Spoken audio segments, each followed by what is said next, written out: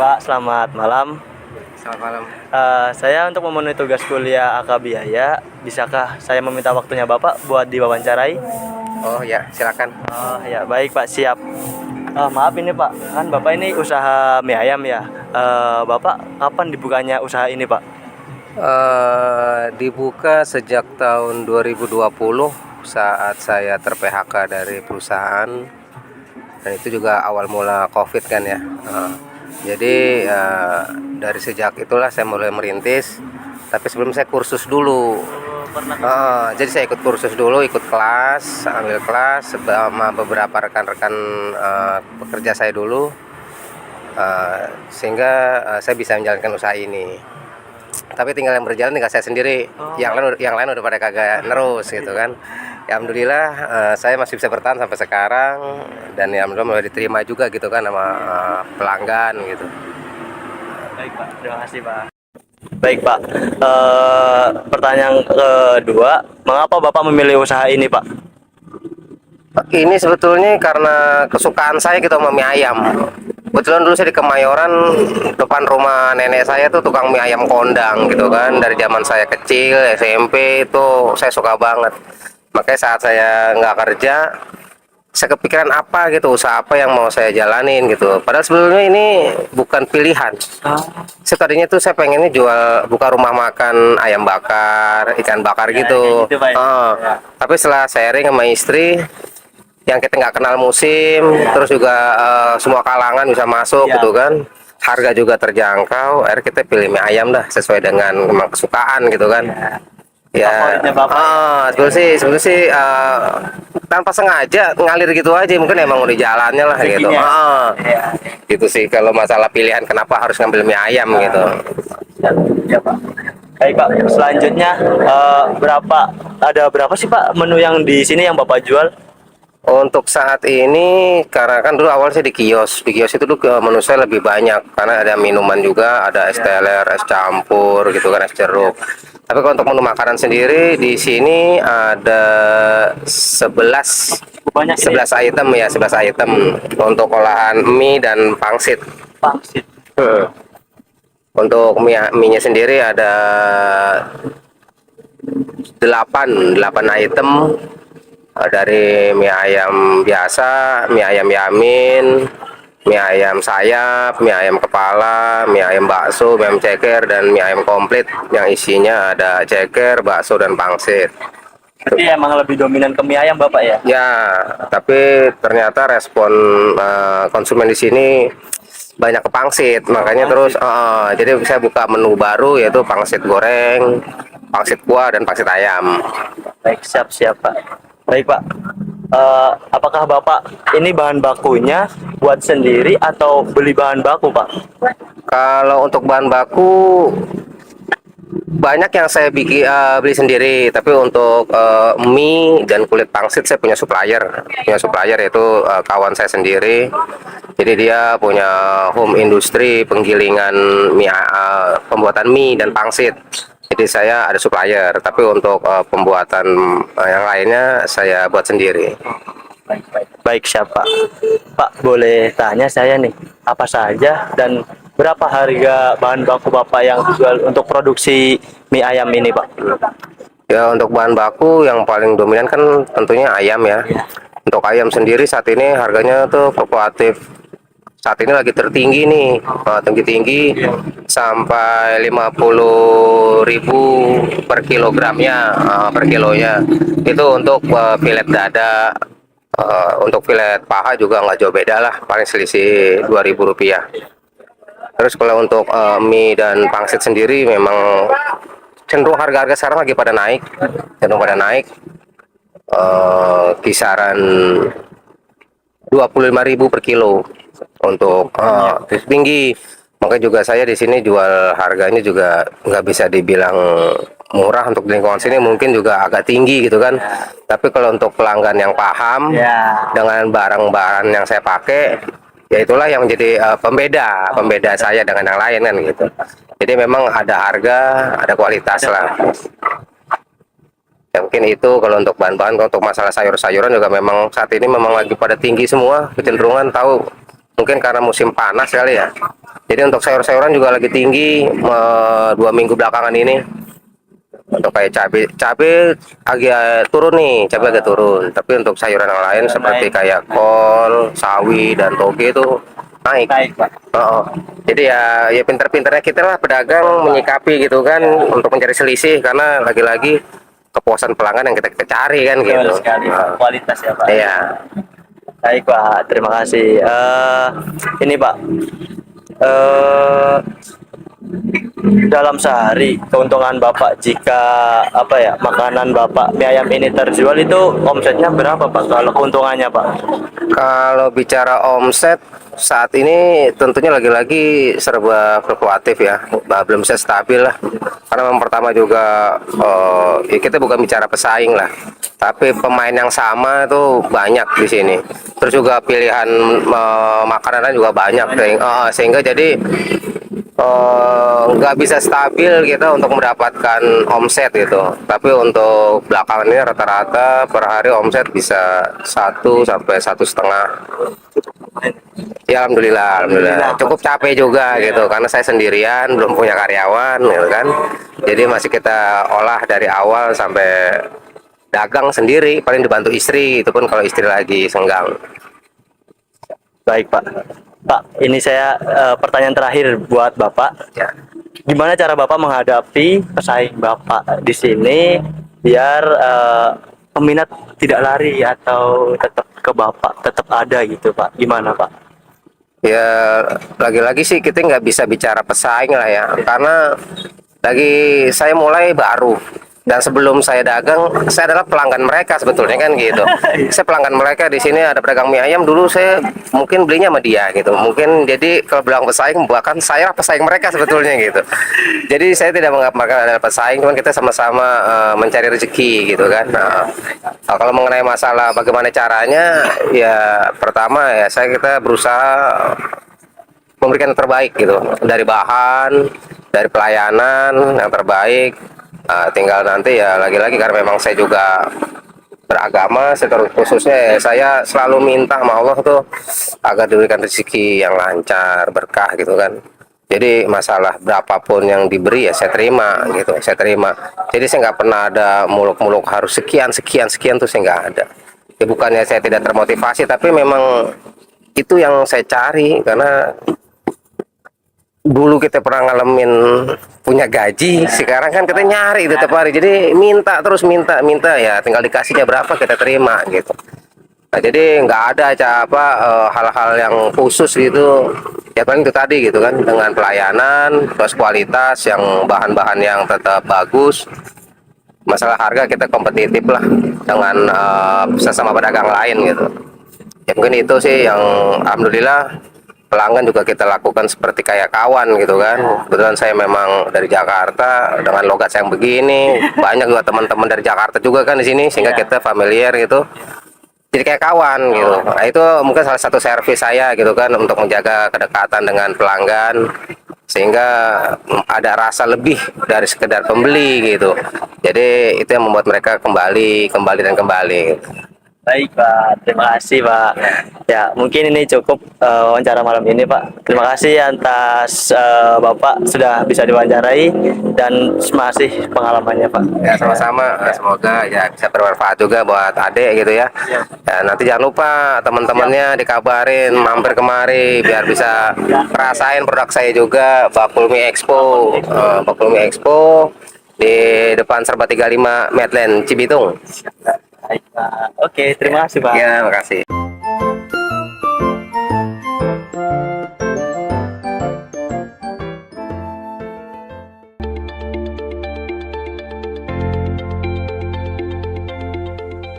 Selamat malam, Mas. Ya, selamat malam. Perkenalkan, nama saya Vaniko. Saya dari kampus Universitas Pelita Bangsa. Terima kasih kesempatannya buat wawancara mengenai tentang UMKM. Kalau boleh tahu, nama Mas siapa ya? Saya Wisnu Ajarsa, pelaku UMKM Sabana.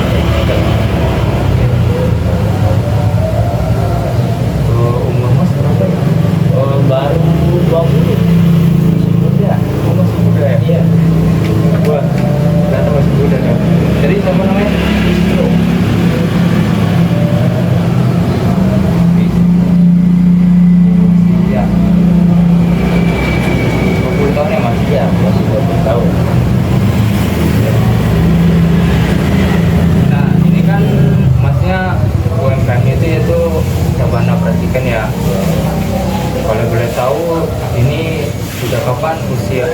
sejak kapan usaha Mas ini berdiri? Kalau usaha berdirinya itu dari sejak baru lulus SMA. Dari lulus SMA itu saya memberanikan diri buat merantau ke sini, minta modal dulu ke orang rumah buat buka usaha ini. Berarti Mas Baru 2 tahunan. oh, baru 2 tahunan ya? Iya, baru 2 tahunan. Dari sejak lulus sekolah ya? Iya, dari sejak lulus.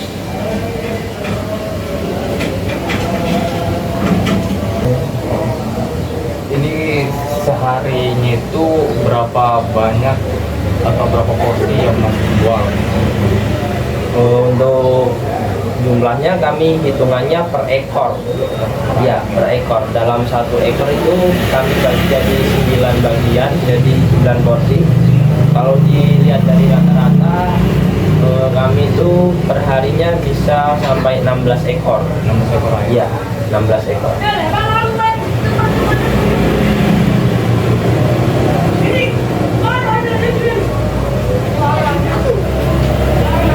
9 ya? Iya, dibagi menjadi 9.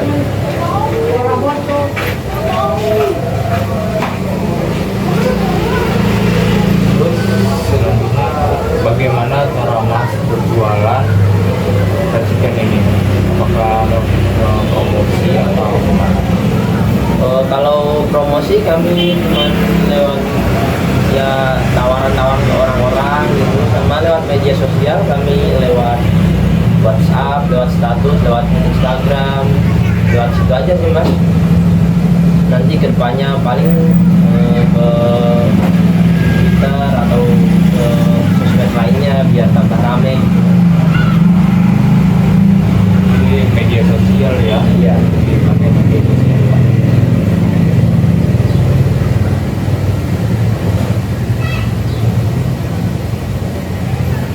Terus ini kan Mas jualan ini bukannya dari jam berapa dan tutupnya dari jam berapa?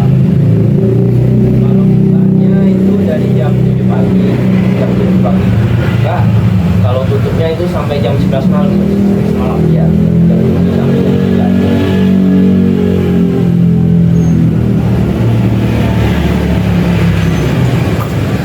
Terus ini ruko ini punya Mas sendiri atau sewa, dan berapa sih harga sewanya itu? Apakah dia per bulan atau per tahun? Kalau untuk rukonya kami ini masih nyewa, belum punya sendiri. Kalau masalah ruko kami nyewanya itu per bulan, tapi kami bayarnya setahun sekali. Untuk sebulannya itu 2 juta. Jadi dalam 1 tahun kami membayar 24 juta Mas. Oke, untuk bahannya apa saja sih, bahan bakunya dan bahan pendukung lainnya yang dipakai dalam mengolah racikan ini? Untuk bahan bakunya dari namanya sendiri fried chicken, berarti chicken ya Mas, dari ayam. Terus kami juga ada tepungnya. Terus kami juga ada minyak, kemasan, plastik sebagainya buat bahan pendukungnya. Terus berapa taksiran harga bahan baku? Untuk harga ayamnya sendiri karena dari sana udah ditetui, dia lumayan mahal di harga 48.000 per ekornya.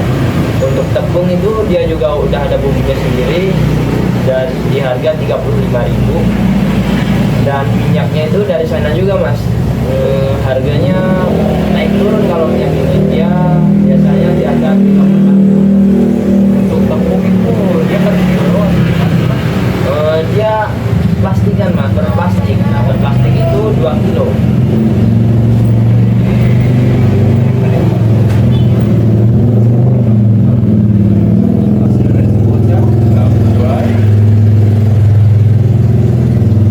Berarti dia per plastik ya? Iya.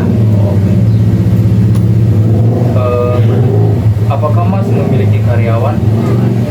Belum sih Mas, karena masih baru usaha, baru buka usaha Mas. Fokus buat sendiri dulu. Oh, tidak ya? Iya. Tidak. Berarti ini Mas sendiri yang mengelola ya? Iya, saya sendiri yang mengelola Mas. Terus apa saja sih barang yang Mas gunakan untuk berjualan? Barang yang untuk berjualan ya, kami ada etalasenya buat menaruh ayamnya, wajangan, ada kompor buat menggorengnya, ada wajan dan temen-temennya. Udah sih mas, itu aja. Berapa sih harga satuan yang Mas jual per tiket ya?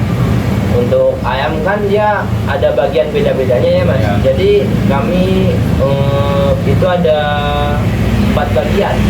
Ada sayap kami hargai paling murah 8.000. Habis itu ada paha bawah harga 9.000. Terus ada paha atas sama dada, dia harganya sama mas, 11.000. Oh, paha sama dada sama ya? Iya. Yang lainnya beda gitu? Iya. Terus yang terakhir nih Mas, bagaimana sih Mas cara menghitung laba atau ruginya dari pendapatan Mas menariknya atau berdagang? Ngitungnya per hari sih mas. Iya per hari. Kami hitung. Misalnya mas, kami ayam kan, kalau ayam mentah itu harganya 48.000 ya mas. Kalau kami harga jual udah matang itu jadi 89.000 mas. Jadi bisa dibilang kami untungnya 30.000 per ekornya. Iya, itu uang masuk. Terus pembukuan itu apakah Mas menggunakan pembukuan atau hitung dasar juga? Oh, hitung dasar aja mas. Hitung dasar aja. Iya. Oke. Oke nih Mas, udah pertanyaannya udah selesai. Terima kasih atas waktunya. Oke.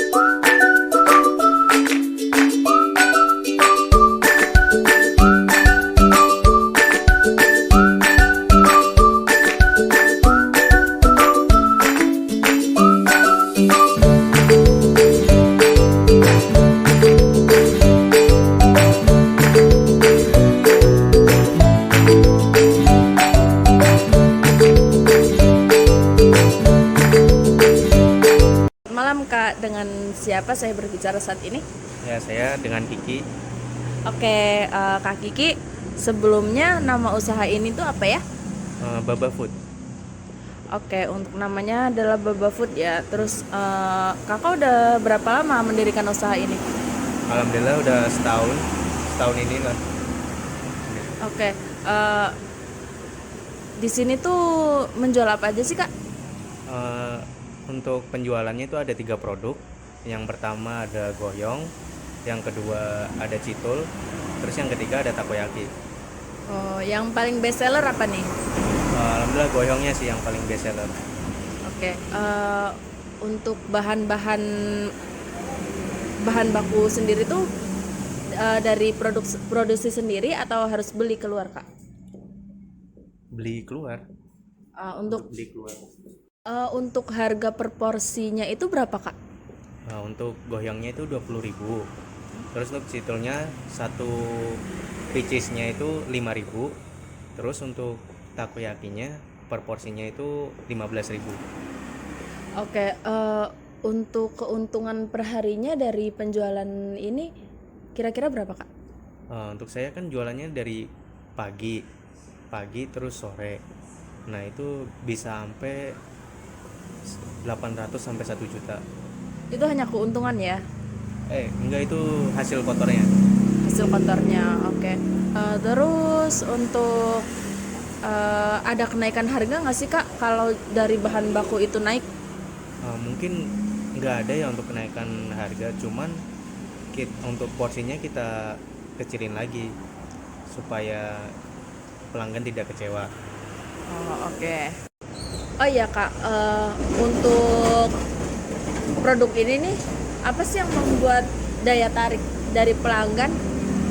Ya mungkin dari packagingnya ya, karena untuk goyong ini dibungkusnya itu menggunakan paper ball, terus untuk citul itu menggunakan paper bag, dan kalau yang takoyaki itu sama sih pakai paper ball, jadi bisa dibawa kemana-mana dan simple. Praktis ya untuk dibawanya. Oke, terus nah yang paling penting nih kak, mengapa sih usaha ini dipilih? Ya karena mungkin cukup menarik dan saat ini juga viral juga, jadi mungkin banyak keuntungan juga untuk memilih usaha ini, dan alhamdulillah banyak keuntungannya selama 1 tahun ini. Oke.